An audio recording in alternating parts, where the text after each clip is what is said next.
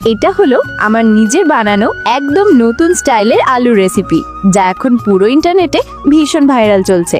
হোটেলে এই রেসিপির এক প্লেটের দাম প্রায় 168 টাকা, কিন্তু আমি ভাবলাম কেননা নিজের হাতে একবার বানিয়ে দেখি। প্রথমে আমি আলুগুলো ছুলে মাঝখান থেকে অর্ধেক কেটে নিলাম। তারপর নিচে একটা চপস্টিক রেখে আলুগুলোকে কয়েনের মতো পাতলা পাতলা স্লাইসে কাটলাম, তবে খেয়াল রাখলাম পুরোপুরি যেন না কাটা পড়ে। এরপর আলুগুলোকে লবণ দেওয়া জলে প্রায় 20 মিনিট ভিজিয়ে রাখলাম। ততক্ষণে একটা বাটিতে একটা ডিম ফেটে ভালো করে মিশিয়ে নিলাম। 20 মিনিট পর আলুগুলো একদম নরম হয়ে গেল, তখন জল ছড়িয়ে নিয়ে প্রতিটা স্তরে হালকা করে কর্নফ্লাওয়ার মেখে নিলাম। তারপর মাঝখানে একটু সস দিলাম আর আলুর স্লাইসগুলো দিয়ে সেটাকে মরিয়ে টুথপিক দিয়ে ফিক্স করে দিলাম।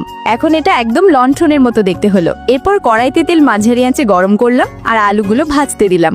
শুরুতেই নাড়াচাড়া করিনি, অল্প সময় অপেক্ষা করলাম যতক্ষণ না একদিকটা সুন্দর গোল্ডেন ব্রাউন হয়ে যায়। তারপর উল্টে অন্য দিকটাও ভাজলাম। দুই দিকই সোনালী রং ধরলে তুলে নিলাম। এবার কড়াইতে একটু তেল রেখে তাতে রেডিমেড টক মিষ্টি সস দিলাম। সসটা ঘন হয়ে